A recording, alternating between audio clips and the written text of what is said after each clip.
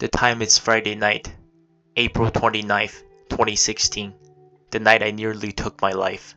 I thought long and hard about posting this video, and I decided to share my story. I am being 100% serious. I would never make any joke on the topic of suicide. So, this is my story.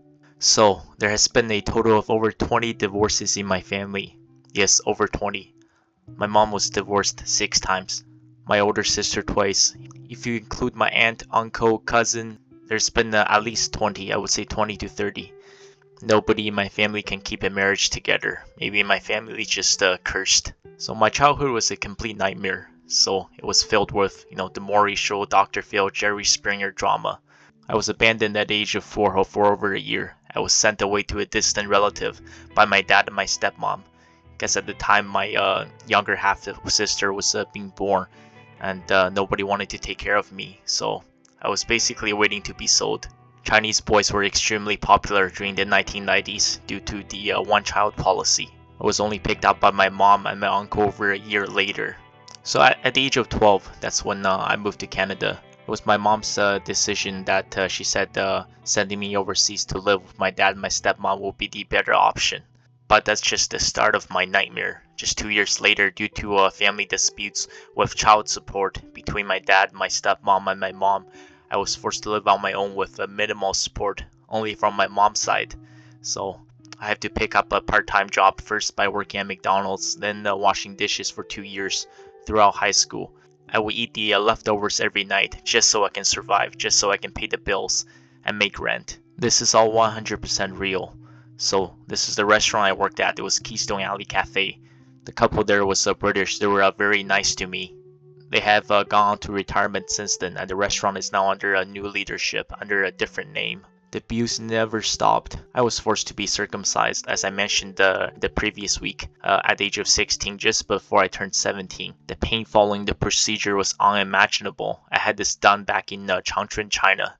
I received many stitches and many checkups following afterwards. The scar is still visible to this day. So I couldn't go to a post-secondary school right after high school due to my mental state. I had put on an unbelievable amount of weight. At my peak, I was over 242 pounds because I was so depressed. And I sought out food as comfort to make myself feel better. I was working at a Shell gas station. And at the age of 19, I was forced to withdraw the little savings I had. I was forced by my dad at the Elements Casino in Brantford, Ontario. He had gambled all of his money away, and my stepmom refused to give him any more money, so he forced me to withdraw all my money. When I didn't want to do it, he would grab me by the throat, saying that he will kill me if I didn't give him any money. After he lost all my money, he will blame everything on me, telling me how much of a piece of shit I am, and how much he wants to kill me. There was a long gap, so after repeated family abuse, I received a call from my dad. Eventually, he ranted for hours, telling me how useless I am and he's disowning me and I should kill myself for the better of the world because I am so useless. And I did not contact him. A few years later, he started calling my mom, telling her that he's so sorry for everything. He wants to make amends and he wants to work everything out with me. He told me that I should quit my job in Ottawa, give up my apartment, and come back to his life. He will have a job lined up for me, and I can live with him rent-free in order to save some money. Then came April 29th, 2016. So obviously, because of all the childhood drama, I did not want to come back to his life. I knew he was just lying and full of shit. After nearly a year of constant calls and messages from my mom, just her telling me how bad and how sorry my dad wants to apologize, he wants to fix our father-son relationship, I decided to leave my job and move out of my apartment in Ottawa. I agreed to meet him back in Stratford, Ontario, which is roughly 6 hours away from Ottawa. And I told him I signed up for the Toronto Marathon. It was going to be my 3rd marathon, and we're supposed to meet and go to downtown Toronto for the weekend. But some things never change. He would go on this unbelievable rampage. It lasted for hours, telling me how badly he wants to kill me and what a sack of shit I am, that I am so worthless, that he's been wanting me dead for years, that he regretted ever having me as a son, and how much he wants to get rid of me. The house he had, all the rooms had no locks, so I was forced to barricade myself in a bedroom for safety. I used chairs, tables, my suitcase as cover, so you wouldn't be able to keep kicking the door open. I sat there thinking, right now the only person that can help me in the town of Stratford, Ontario was my high school math teacher. So I sent him a text. This came very late. I didn't think I would get a response.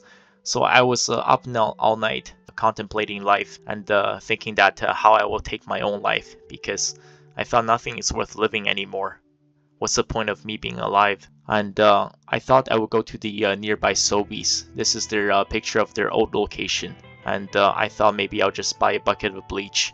I would take it to my high school, which is Stratford Central. I would just go to the backyard of the school, which is right by the Avon River. I thought I would drink the bleach there and end my own life. And that's the end of the story. Then this text came from my math teacher. This is a screenshot of the text. This is what saved my life. This came in on April 30th at 6:50 a.m.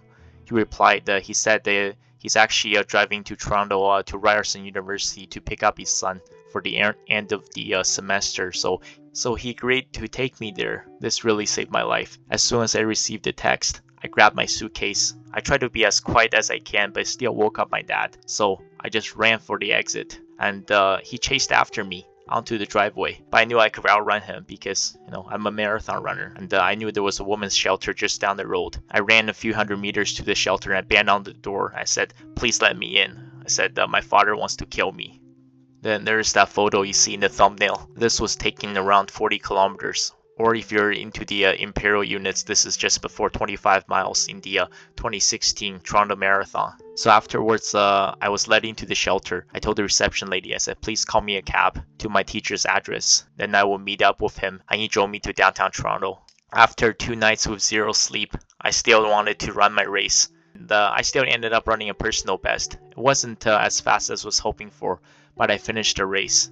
And that was the most important thing to me. Then I bought a train ticket back to Ottawa. I asked for my job and my apartment back. Afterwards, I applied to go back to school when my mental state was slightly better, after I'd been away from my dad for a while. So I applied in late 2017 for 2018 admissions. I went to Georgian College. I got a diploma in A-Track. Graduated in 2020 with over 90% average. I wanted to continue my education. I applied back to Carleton University for fall 2020. First 2 years had to be online, but that's life, right? I will be finishing my degree in 2024. I made 2 varsity teams. I lost over 80 pounds since then. 0 alcohol in my life. 0 cigarettes, 0 drugs, 0 gambling. Just because people around you are all doing it, it doesn't mean that you have to. It doesn't mean that this is a good habit for you. You had to surround yourself with the right people in your life. And just because they're family, it doesn't mean that they won't hurt you or harm you. Sometimes family members are the ones that will hurt you the most. This is a semicolon. This means that when an author wants to end their sentence, but choose to continue, they choose to go on. Don't let your past trauma be the end of you. Just let it be the beginning. Thank you guys so much for watching the video and listening to my story. I will see you guys next week.